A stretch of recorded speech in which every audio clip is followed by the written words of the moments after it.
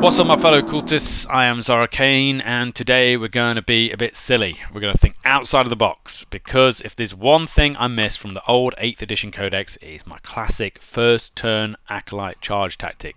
And I'm not just talking about one squad, I mean like 2 or 3 squads all at once, smashing into the enemy deployment zone at the very start of the first turn, backed up by trucks and the Patriarch and whatever the fuck else I wanted to throw into the mix. Today we're going to try and recreate that in the new codex. We're going to bring back the glory days, because honestly that playstyle was so much more me. I found it more fun and I had way more success with the old book than I do now, which is kind of bizarre, right?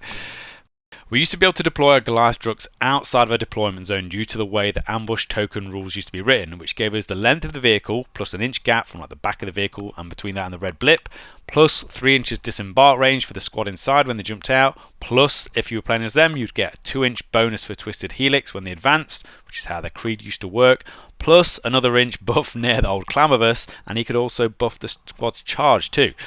Not only could you have those squads straight into combat, but almost your entire army could be starting turn 1 in the middle of the board and controlling territory and objectives. Most of the time I'll be ramming the Goliath trucks themselves into the front lines too, just to tie up as many things as I could. I mean, I won a knockout tournament in the finals against Orcs by doing exactly that. It was basically like roadblock spam. You know, cheap trucks that just block the entire board in a long flat line. I mean, some people would argue, oh, you know, the rules were written like that, but it shouldn't be, but they were, and it was legal, so, you know, just do it. That's what I used to say. These days, it's not so spicy. What we do have is the pure strain Genestealers, which, as you all know, are pretty fucking sick. With the upgrade, they came from below. You could easily be 16 or 18 inches across the board, plus an advance and charge before mincing almost anything with their nasty melee capabilities. However, what I never see is anyone trying this with other units. Why not? Because we do have the capability to do it. You just need some fucking balls, right? Where the pure strains fall down is that they just have talons. You can shred tanks with them, but it's all down to a good roll of the dice in the wound step, and obviously mutagenic if deviation helps. Acolytes, on the other hand, have the tools and they've got the talent. If you're running Twisted Helix, which is going to be essential for this tactic, it's going to be much harder with a slower creed, so don't bother. They're going to be almost as fast as a normal Genestealer. I don't think I've seen anyone do this. Maybe for good reason, but you know what? Fortune favours the brave. Go ham, don't be a boring bastard all your life, and just try something that is not a safe bet. Sure, people are going to be telling you at the moment that the new era of 40k competitive play in Arcs of Omen is all about shooting, but speaking personally, I just prefer getting stuck in. If I don't win a fucking nasty scrap in the middle of the board with my acolytes or whatever, I don't feel like I've had a fun game.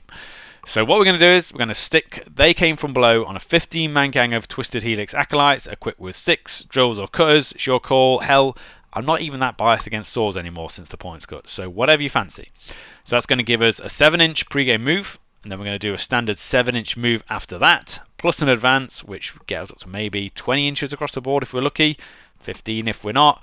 Remember that the distance between your and your enemy's deployment zone is 24 inches in almost every game layout, and it's highly unlikely they're going to be starting all of the units further back than the deployment line. You know, every player wants to get forwards and snag objectives, right?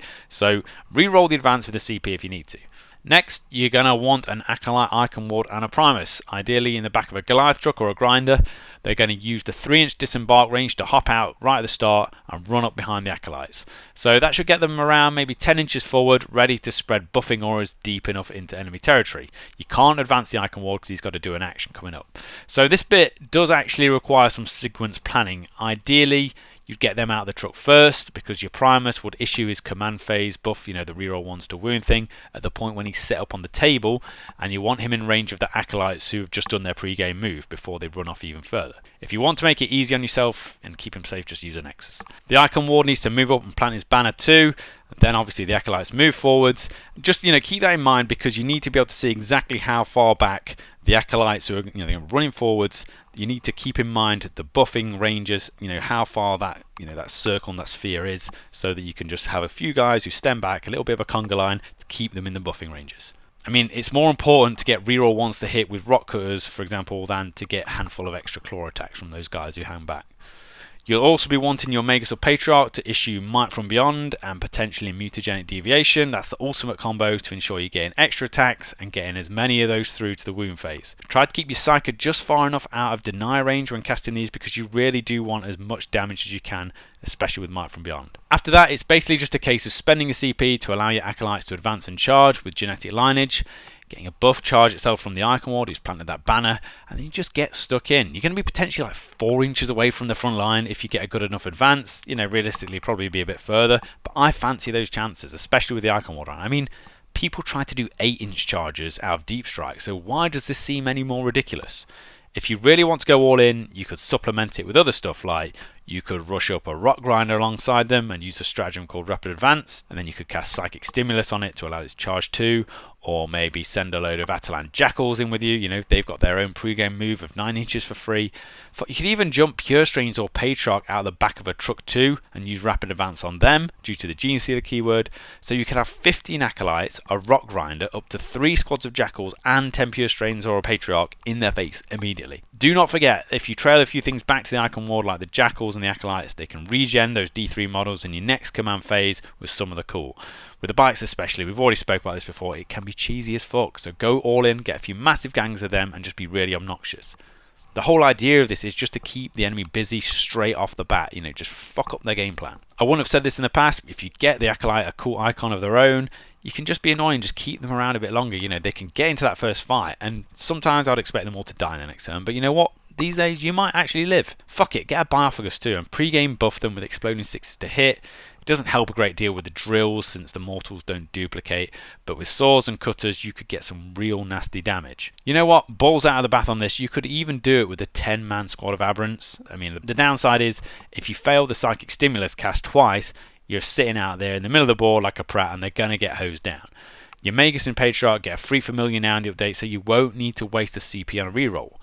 You can use the Exacting Plan upgrade on a Primus to buff them, and I guess if you really want to be silly, you just need the Abominant around to give them rerolls. He might not be able to get into combat this turn, but he's a great distraction target and help by following up in the next turn as the second wave beat stick. Both of these have seen points cuts, and with Armour of Contempt out the window, -2 AP on their hammers isn't so bad anymore. Another thing to think about, if you do want to charge one of those classic Terminator death balls, you know what I'm talking about, the big blobs of enemy heavy infantry that you just know are going to be a case of either deal with them and throw all my shit into the grinder, or I play cat and mouse all game and basically just avoid them. In my case, I always try to fight them because I can't resist. Always look for a buffing character like an Apothecary who's going to be giving out a Feel No Pain or some kind of defensive bonus to that death ball. If you're bringing a Sanctus, pop a shot at him and use Neural Overload to shut it down in advance, preparing ahead for the assault. Think of it as pulling the Terminator's pants down from behind before you spring out on them. Last but not least, remember to fire Goliath truck at the target, or whatever else you bring, and get a crossfire marker on them so you can shut down their Overwatch and stuff like that. If you do destroy the big death ball, whatever you went after, don't forget you can also use Return to the Shadow stratagem to dip this big gang back into reserves if you stay 6 inches away from other enemies. It's not just Genestealers who can do that. Now, why the hell would you want to do any of this shit in the first place? Let me explain, because there is a method to this madness. I know for sure there's going to be people on the GSC Discord or whatever listening going, fucking hell, Zara has lost it, what a load of bollocks. You know what, I don't blame you if so.